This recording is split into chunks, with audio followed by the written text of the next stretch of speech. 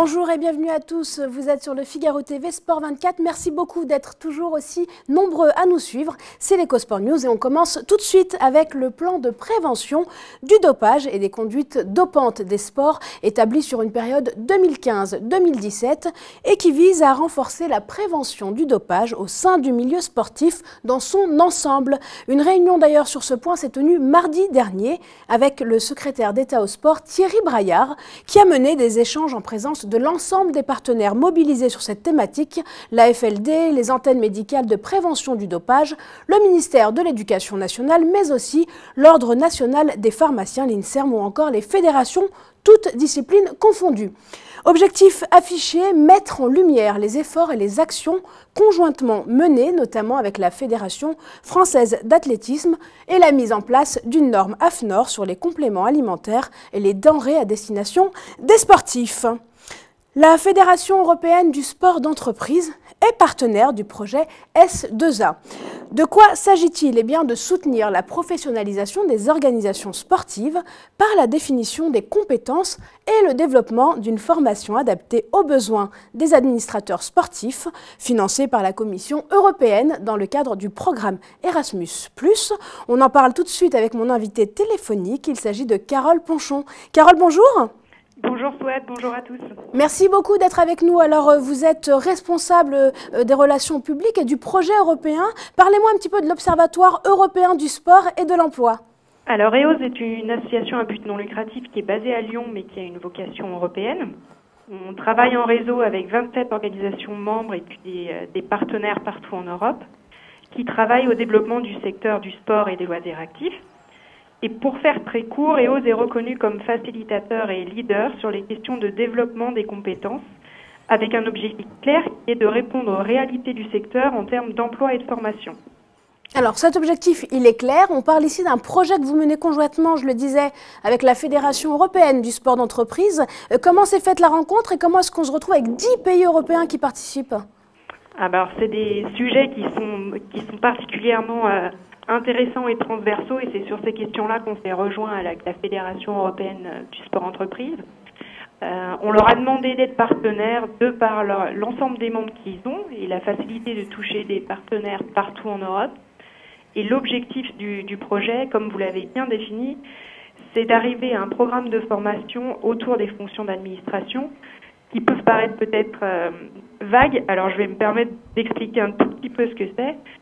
Par administration du sport, on entend l'ensemble des processus et des activités qui sont liées à la gestion d'une organisation sportive. Ça peut être un club, des ligues, une fédération, donc l'ensemble des niveaux du sport et tout ce qui est lié à la mise en œuvre et au pilotage d'une organisation sportive. Alors à l'échelle européenne, Carole, le sport et l'emploi, ça matche bien? Où est-ce qu'on en est? On a encore beaucoup de travail. C'est d'ailleurs pour ça qu'on a autant de partenaires et de membres qui suivent nos travaux et qui nous aident à travailler dessus. D'ailleurs, on a un autre projet européen qui a été financé avec d'autres. Nous sommes le seul secteur qu'il a eu avec 4 autres différents, qui s'appelle ESSA Sport, et dont l'objectif est de développer la première cartographie européenne de l'emploi et des compétences dans le secteur. Donc, c'est quelque chose sur lequel on travaille et il y aura matière à donner plus d'informations dans les années à venir. Eh bien écoutez, on vous retrouvera d'ici là. Merci beaucoup Carole Ponchon d'avoir été avec nous. Je rappelle donc que vous êtes responsable des projets européens et responsable de toute la partie relations publiques. Merci beaucoup de nous avoir éclairé sur ce partenariat avec la Fédération européenne du sport d'entreprise. Au revoir. On poursuit notre JT avec le comité Paris 2024 qui a déposé son dernier dossier pour la candidature des Jeux. C'était vendredi dernier. À noter que le think tank européen Sport et Citoyenneté est membre du comité et a d'ailleurs réalisé une interview de Denis Masseglia, le président du CNO-SF.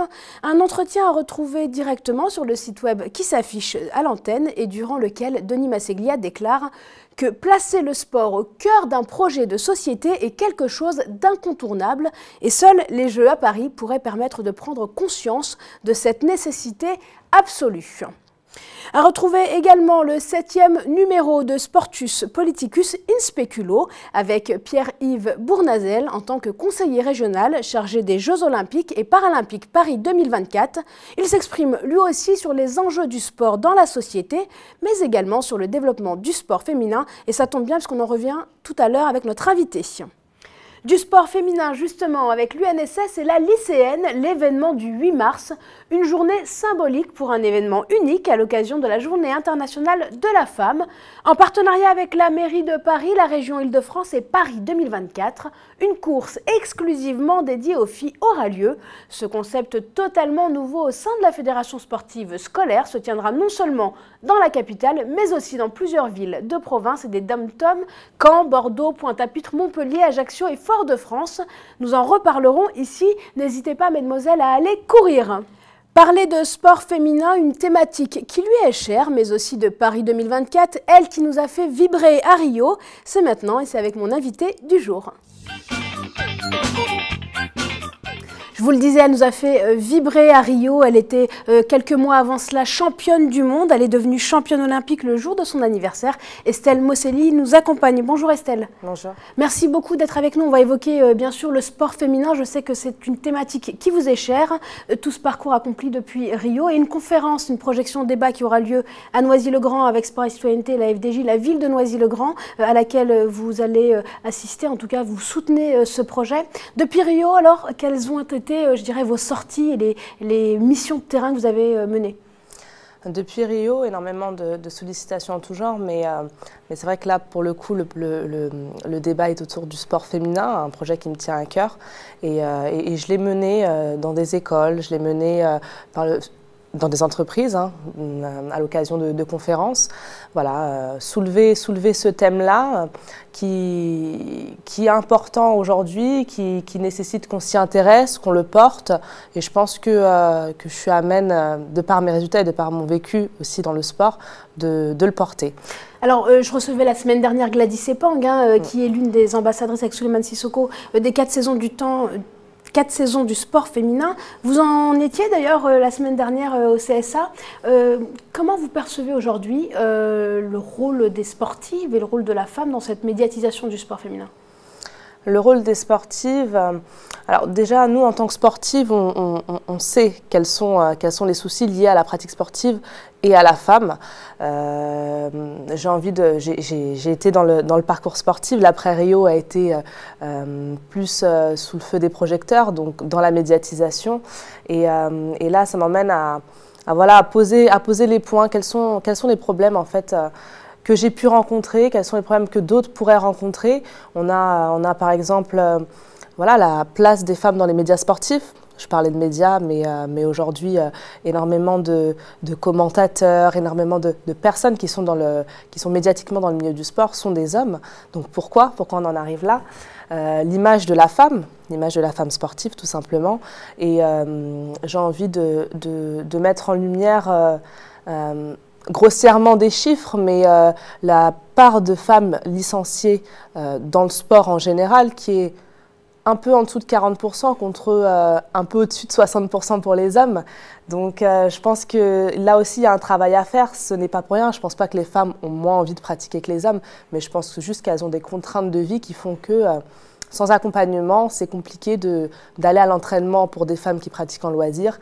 Et de se donner l'envie de faire de grands résultats pour des femmes qui souhaitent aller vers les compétitions. Et c'est vrai que les ambassadrices, en tout cas celles qui performent, sont aussi à l'image, je dirais, de ces femmes qui pratiquent en loisir. On peut parler de différentes athlètes qui sont revenues après avoir mené leur vie de maman ou après être devenues maman. Là aussi, c'est des difficultés dont vous avez écho? Exactement, c'est des difficultés dont j'ai écho. L'accompagnement des femmes dans leur vie active ou dans leur vie de famille. Une championne aujourd'hui, on l'a vu, peut avoir le souhait de fonder sa famille pendant sa carrière. Ça a été le cas de Muriel Urtis, par exemple, qui a fait un enfant, mais qui a eu du mal à revenir derrière ça. Donc, se pose la question de l'accompagnement de la part des fédérations, de la part de différents organismes dans la carrière sportive de la femme et dans ses contraintes familiales. Parce qu'aujourd'hui, l'un n'empêche pas l'autre. On l'a vu avec Sarah Ramoun qui, d'elle-même, a réussi à revenir derrière un arrêt presque et 2 ans. aller chercher une médaille. Voilà, et d'obtenir une médaille très importante, une médaille d'argent aux Jeux Olympiques. Donc il y a encore beaucoup de travail qui reste à faire. On a quand même des résultats avec ces contraintes, mais je pense que c'est des résultats qui sont davantage portés par les femmes elles-mêmes et leur force à l'entraînement et leur motivation en tout cas. Et leur détermination. Et vous nous avez inspiré à Rio et vous continuez à le faire. On va revenir sur la place des femmes dans notamment les milieux fédéraux. Avant cela, je parlais d'un projet auquel vous participez, que vous soutenez, cette projection à Noisy-le-Grand qui justement souhaite casser les préjugés avec la diffusion, la projection d'un film qui s'appelle The Fits. L'idée, c'est d'intervenir avec les collégiens. Vous le disiez tout à l'heure, vous faites beaucoup d'interventions dans le milieu éducatif. Une action qui est soutenue par la Fondation FDJ et par le think tank européen Sport et Citoyenneté. Comment vous vous êtes associé à ce projet? Comment vous avez eu envie de le porter? Alors, c'est une association dont j'ai parlé avec Mediapolis. Depuis longtemps, j'en parle. J'ai appris à la découvrir et je pense qu'aujourd'hui, voilà, j'ai eu la possibilité, grâce à la FDJ, puisque je suis boursière challenger de la FDJ, d'attribuer une bourse de 5 000 € à une association de mon choix, et ça a été celle qui me semblait me correspondre le mieux.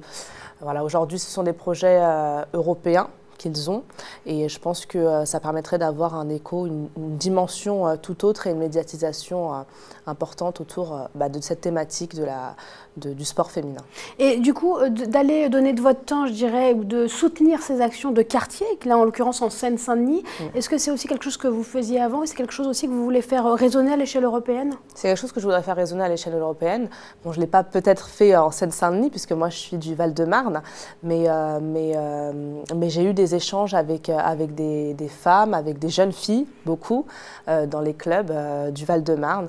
Donc, tel que ça se fait en Seine-Saint-Denis et tel que ça pourrait se faire à l'échelle européenne.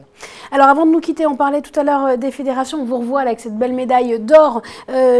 Comment vous regardez, du coup, quel regard vous portez sur les fédérations et le sport en France, puisque très peu sont à la tête de ces fédérations sportives, notamment olympiques? Très peu sont à la tête de ces fédérations. J'en ai une seule en tête pour les sports olympiques, pour les fédérations olympiques, en escrime avec Isabelle Lamour. Donc ça aussi, c'est un souci. Pourquoi aussi peu de femmes ont accès à ces très hautes places, Je crois que dans l'histoire, c'est la deuxième seulement à atteindre ce poste. La première, c'était la Fédération française d'équitation avec Jacqueline Réverdy. Donc Isabelle Lamour est la deuxième à devenir présidente d'une fédération sur 31 fédérations sportives en France. Tout à fait. Olympiques. Hein. Ce qui montre que l'ascension, je pense, est plus compliquée pour les femmes que pour les hommes. La représentation d'une part, et puis l'ascension au sein des fédérations. Donc c'est quelque chose qui me tient à cœur, et j'espère que d'ici quelques années, on comptera une de plus, 2 de plus, 3 de plus, et que ça changera au fur et à mesure du temps. Mais je pense qu'il faut vraiment que ça change, puisque aujourd'hui on vise la féminisation du sport, on vise autant de licenciés femmes que de licenciés hommes, alors pourquoi pas autant de dirigeantes femmes que de dirigeants hommes. Merci beaucoup, le challenge en tout cas est lancé. Je sais que vous allez vous accrocher pour le relever, on connaît votre détermination. Merci Estelle Mosselli d'avoir été avec nous. Merci. Alors vous ne bougez surtout pas, vous prenez de quoi noter, et tout de suite je vous donne les rendez-vous à ne pas manquer. À noter, la 13e édition des Trophées Sportsora soutenue par Sport et Citoyenneté, ce sera le 27 février 2017 aux Folies Bergères à Paris. Cette année, environ 70 candidats seront recensés pour leur bonne pratique du marketing sportif. 5 trophées seront soumis au vote des professionnels de l'économie du sport. La 2e édition de Sustainable Innovation in Sport aura lieu à Munich, un événement européen. Ce sera le 22 et 23 février prochain. Pendant 2 jours, la réunion rassemblera des acteurs et influenceurs qui engendrent un impact positif sur l'environnement à travers la pratique du sport. La première édition a été lancée pendant l'historique COP21. C'était à Paris en 2015. Et avant de nous quitter, vous vous en souvenez, on en a parlé avec Estelle Mosselli, cet événement qui aura lieu à Noisy-le-Grand au cinéma Le Bijou, elle de Noisy, c'est une projection débat avec un public jeune, des collégiennes et des collégiens, autour de la pratique sportive féminine. Notez bien ce rendez-vous, on vous en reparlera. Voilà, c'est tout pour aujourd'hui. Je vous retrouve la semaine prochaine avec de nouvelles actualités autour du sport et des valeurs sportives.